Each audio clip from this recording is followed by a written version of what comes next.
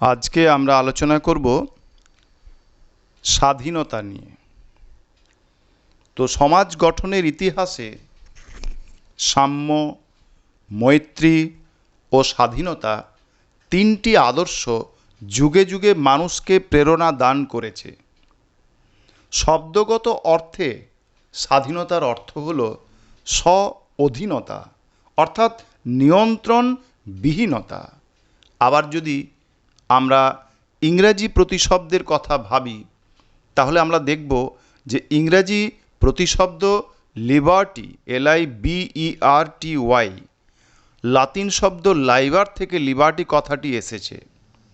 সাধারণভাবে স্বাধীনতা বলতে তাই অনিয়ন্ত্রিতভাবে যা খুশি তাই করার অধিকারকে বোঝানো হয়।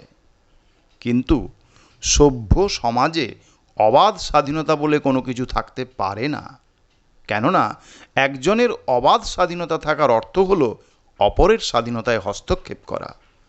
তো এইরকম স্বাধীনতাকে তাই কিন্তু স্বাধীনতা না বলাটাই যুক্তিযুক্ত, বরং এটাকে স্বেচ্ছাচারিতা বলা যেতে পারে। অধ্যাপক ল্যাস্কির মতে স্বাধীনতা বলতে এমন একটি বিশেষ পরিবেশের সযত্ন সংরক্ষণকে বোঝায় যেখানে মানুষ তার ব্যক্তিসত্তাকে পরিপূর্ণভাবে বিকশিত করার সুযোগ পায়। আমি আবার বলছি যে অধ্যাপক ল্যাস্কির মতে স্বাধীনতা হলো এরূপ এক পরিবেশের সংরক্ষণ যেখানে প্রতিটি ব্যক্তির ব্যক্তিত্বের বিকাশ সম্ভব। তার কথায়, by liberty I mean the eager maintenance of that atmosphere in which men have the opportunity to be their best selves. অর্থাৎ ব্যক্তিত্ব বিকাশের উপযোগী অবস্থা বা সুযোগ সুবিধা সংরক্ষিত হলে স্বাধীনতা সৃষ্টি হয়। আবার জন স্টুয়ার্ট মিলের মতে স্বাধীনতা হলো ব্যক্তির চিন্তাধারার অব্যাহত প্রকাশ। তার মতে ব্যক্তির আত্মকেন্দ্রিক কার্যের উপর রাষ্ট্রীয় হস্তক্ষেপের অপসারণই হলো স্বাধীনতা। কিন্তু বাস্তব দৃষ্টিকোণ থেকে যদি আমরা দেখি, তাহলে স্বাধীনতা কখনোই নিয়ন্ত্রণবিহীনতা নয়। তাই বার্কার বলেছিলেন, প্রতিটি ব্যক্তির স্বাধীনতা সুনিশ্চিত করতে হলে রাষ্ট্রীয় নিয়ন্ত্রণ অপরিহার্য। আমরা আলোচনা করব স্বাধীনতার বিভিন্ন রূপ, অর্থাৎ ডিফারেন্ট ফর্মস বা বিভিন্ন ধরনের স্বাধীনতা সম্পর্কে। এ ব্যাপারে অধ্যাপক ল্যাস্কি বলেছেন 3 ধরনের স্বাধীনতার কথা। তো প্রথমেই আমরা বলবো ব্যক্তিগত স্বাধীনতা। ব্যক্তি হিসাবে একজন মানুষ যে আইনসঙ্গত স্বাধীনতা ভোগ করে তাকেই বলা হয় ব্যক্তিগত স্বাধীনতা। একে পৌর স্বাধীনতা বা সিভিল লিবার্টিও কিন্তু বলা হয়ে থাকে। জীবনের নিরাপত্তা, মত প্রকাশের স্বাধীনতা, চুক্তির স্বাধীনতা ও সম্পত্তির অধিকার এই স্বাধীনতার অন্তর্ভুক্ত। অনেক রাষ্ট্রে এবং ভারতে এই অধিকারগুলি মৌলিক অধিকার হিসেবে স্বীকৃত হয়েছে। দ্বিতীয়ত আমরা বলবো রাজনৈতিক স্বাধীনতার কথা। অর্থাৎ নাগরিক হিসাবে ব্যক্তি যে স্বাধীনতা ভোগ করে থাকে তাকে রাজনৈতিক স্বাধীনতা বলে। ভোটাধিকার, সরকার গঠন ও নিয়ন্ত্রণ করার অধিকার, নির্বাচন করার, নির্বাচিত হবার অধিকার ইত্যাদি হলো রাজনৈতিক স্বাধীনতার অন্তর্ভুক্ত। এক কথায় বলা যায়, রাজনৈতিক স্বাধীনতা হলো রাষ্ট্রের কাজে সক্রিয়ভাবে অংশগ্রহণের ক্ষমতা। ভারতের সংবিধানে মৌলিক অধিকারের অধ্যায়ে নাগরিকদের এই অধিকার স্বীকৃত হয়েছে।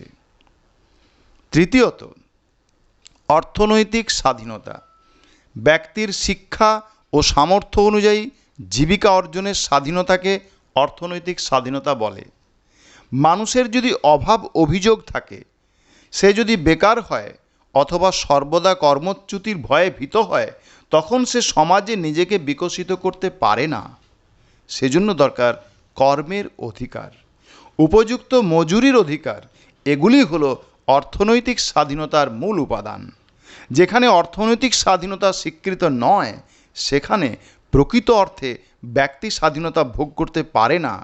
তাই অধ্যাপক বার্কার বলেছেন, অর্থ ব্যবস্থায় পরাধীন শ্রমিক রাজনৈতিক ক্ষেত্রে কখনো স্বাধীন হতে পারে না।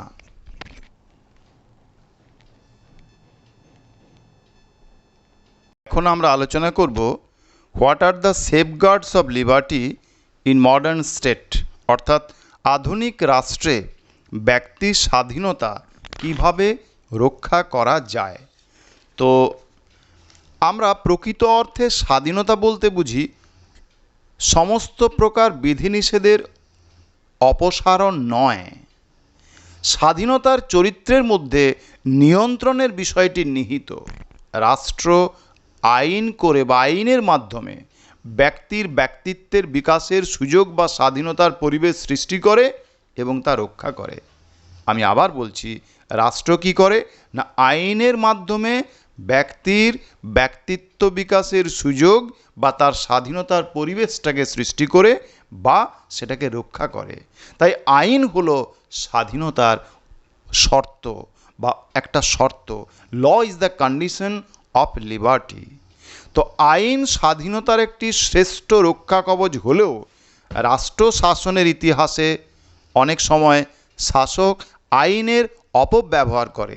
তাই গণতান্ত্রিক রাষ্ট্রে ব্যক্তি স্বাধীনতা রক্ষার জন্য কয়েকটি বিশেষ ব্যবস্থা অবলম্বন করা হয়, আর এই ব্যবস্থাগুলিকেই স্বাধীনতার রক্ষা কবচ হিসাবে চিহ্নিত করা হয়। প্রথম হল আইনের অনুশাসন।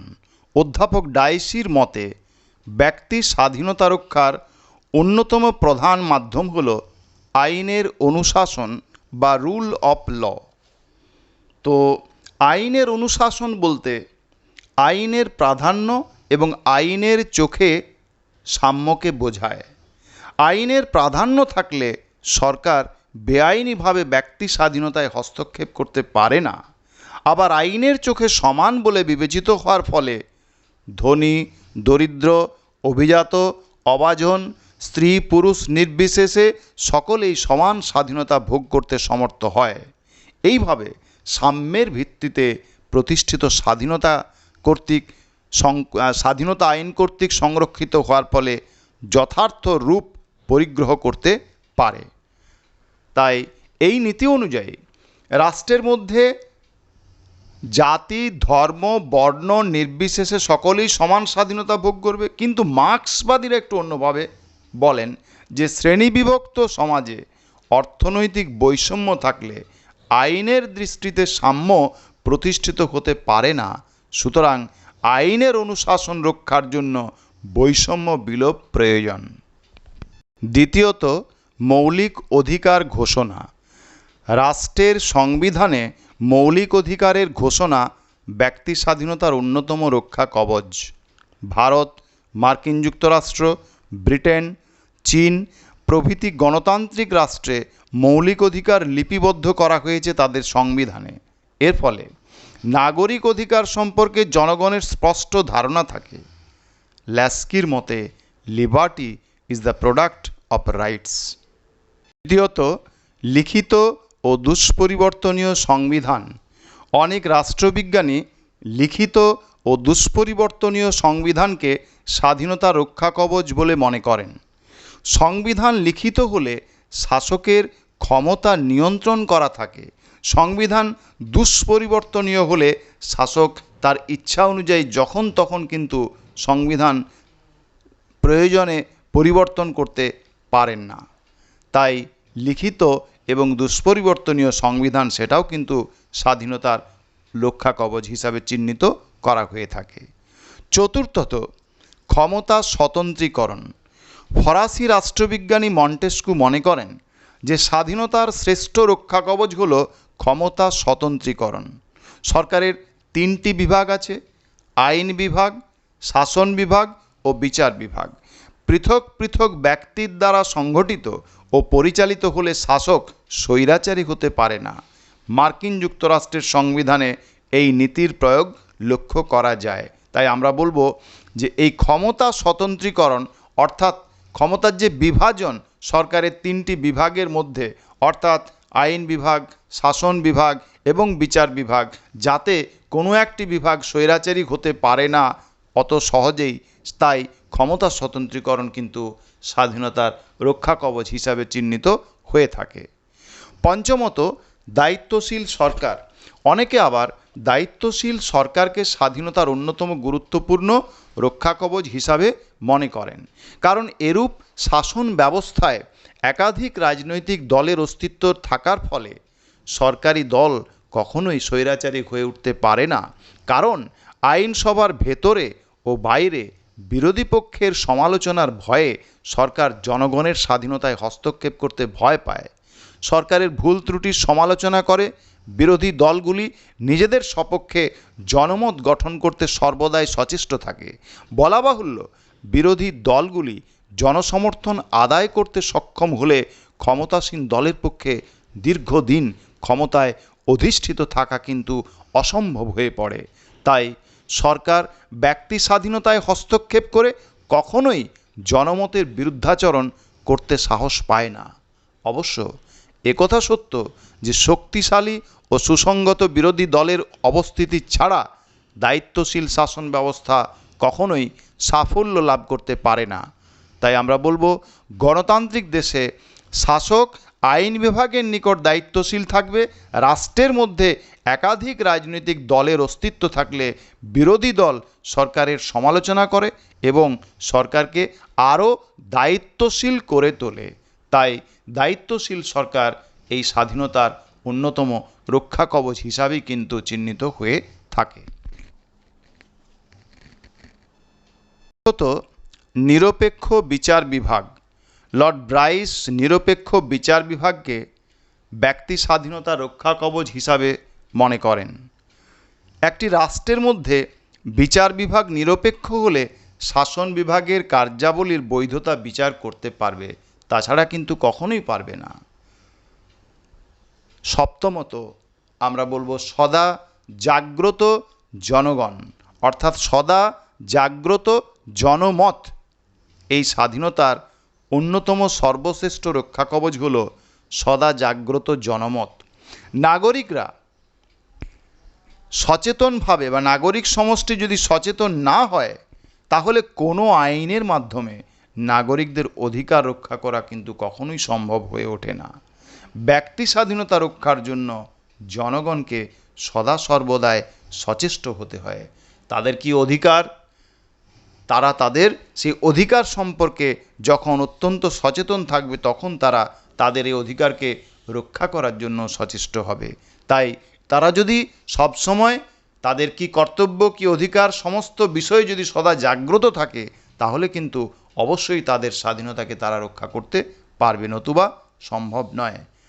মার্কিন চিন্তাবিদগণ মনে করেন যে সমাজে অর্থনৈতিক সাম্য বিরাজ করলে ব্যক্তি স্বাধীনতা সহজেই সুরক্ষিত হতে পারে, নতুবা এই সমস্ত মাধ্যমগুলি কখনোই কিন্তু এই উপরিউক্ত যা যা বিষয় আমরা বললাম এতক্ষণ, সেগুলো কখনোই কিন্তু কার্যকরী করা সম্ভব নয় যদি সমাজে সাম্য অর্থাৎ অর্থনৈতিক সাম্য বিরাজ না করে। Liberty can not exist without economic equality. তাই আমরা বলবো যে সমাজে সাম্য অত্যন্ত প্রয়োজন স্বাধীনতাকে ঠিকমতো রক্ষা করার জন্য।